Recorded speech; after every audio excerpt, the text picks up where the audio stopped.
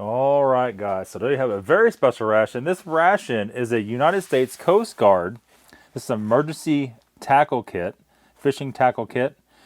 So this is essentially a survival kit for life raft. So the write-up on this was, these are taken from a boat in a shipyard. It says they are not open and have no expiration date. It does have a production date. Where did I see that at here? A 12 of 97. So it's not as old as one may think. And it has a approval number. Open only for actual emergency use, not for inspection. As a model number RSCF-182. And Revere Supply Company Incorporated. Number 3 Fairfield Crescent, West Caldwell, New Jersey. Very interesting. I had this sticking back here just to hold her up. On the other side we have Type 1, Class 3 from Ludlow Corporation, Laminating and Coating Division, Marvasil 1311. Interesting little ration. It has some pretty decent weight to it. So let's see which side we want to cut this open from. If we're going to display this, we want this side or this side? Probably this side sticking out. So let's go on the back of here. Let's use our nice little knife. We got our last parachute ration, which is also doing very good. I have to thank all you guys for watching that and sharing it and liking it. So yeah, let's go ahead and cut that open from the rear.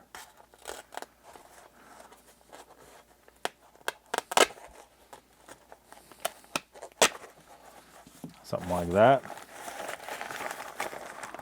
So here it is.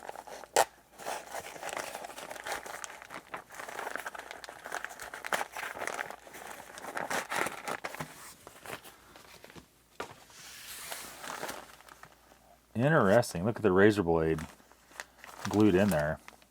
So it's also got some writing inside here. Let's crank this open.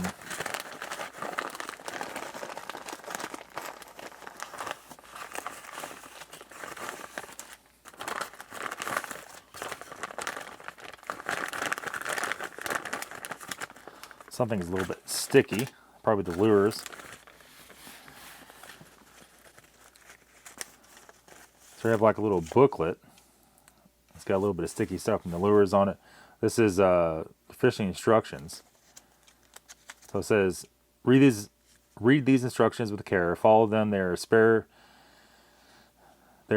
you needless suffering or even saving a life. And it tells you how to use everything. It says do clean all fish immediately when caught, and so forth. So we have a little card telling you how to tie a knot if you don't know how to tie a knot, if you've never been fishing. And there you are. We have 2 little red towels here. I guess you could tie these on, little strips onto lures, whatever you want. I'm not sure what else you'd use those for.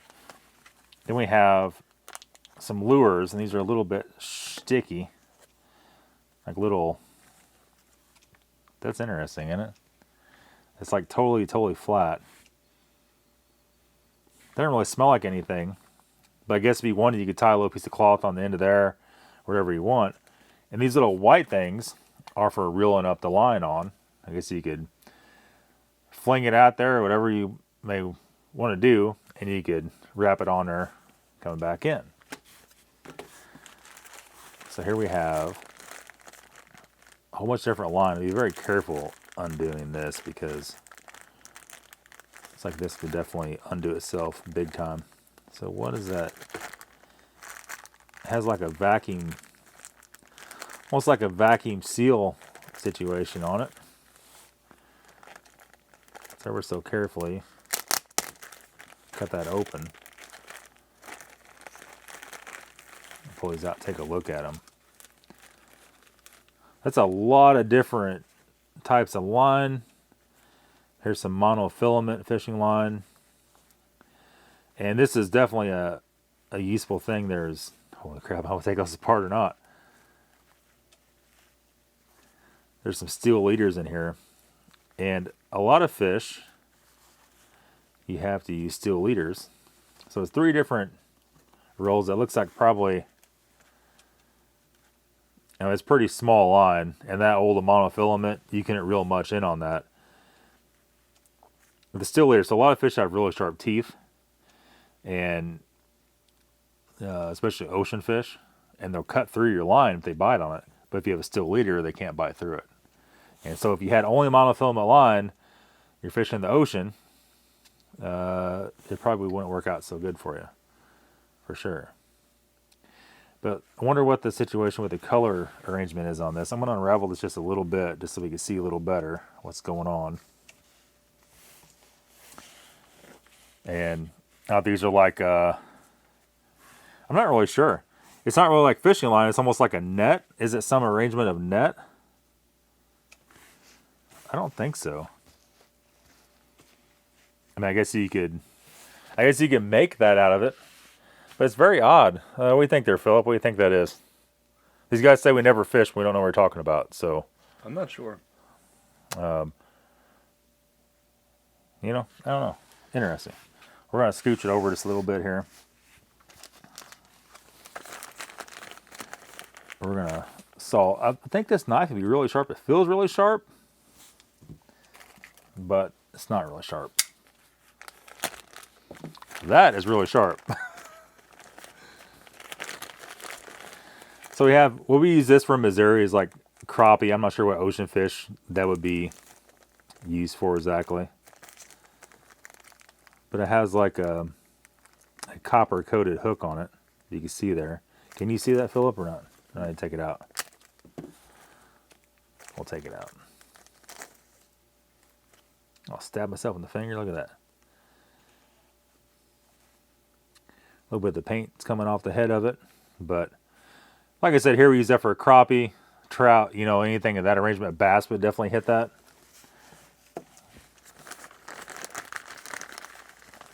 We have all kinds of lures in here.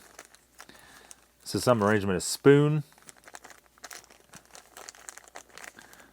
Like I said, we know a lot about freshwater fishing, but not about saltwater fishing. Because here in Missouri, we're all out of salt water, right? So here we use this. You could use this for like a bass. A crappie might hit that. It's not going to be able to get in his mouth, though.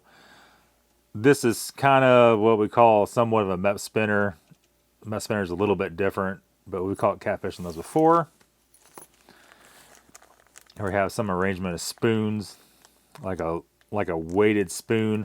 I guess you could use this with that. You can stick that over that if you really wanted to. Here's a little spoon. Is that reflecting, or can you see it on the bag? I can see it.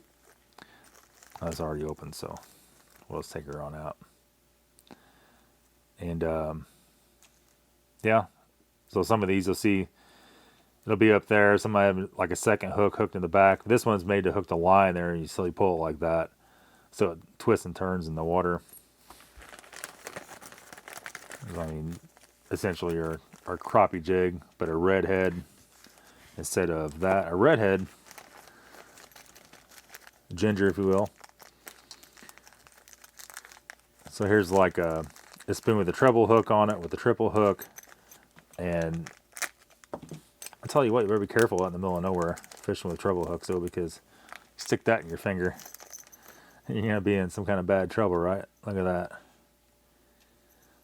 A little bit of detail on the spoon. And like I said, the whole deal is you put like a swivel leader on this. Like how you'd use this here, if you're fishing for bass, you wouldn't use a steel leader. You just use like a swivel, because when this thing's twisting in the water, it's going to twist your line all up. But here you could definitely use them with these. These have swivels on the end, and you can see where that could actually turn, and it's not going to twist up your line. So there is that. Another razor blade. So we got 2 razor blades. Because, I mean, honestly, if you had to trim your line, I guess you could use your teeth, but whatever this stuff is for, more than likely a net. I guess you could snare or something. I don't know. Use it for something. Booby trap or something. But you definitely need something to cut stuff with. So you have 2 razor blades in there. And then this is going to be more than likely your weights. This is some hooks and some weights. That's a lot of hooks for just like a survival kit.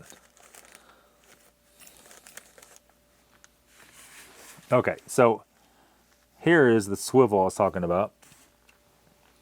And so that allows the stuff to turn and without using a steel leader. Because some fish you can't use steel leader because they'll see it. You have to use a real small line. Definitely some old school lead weights.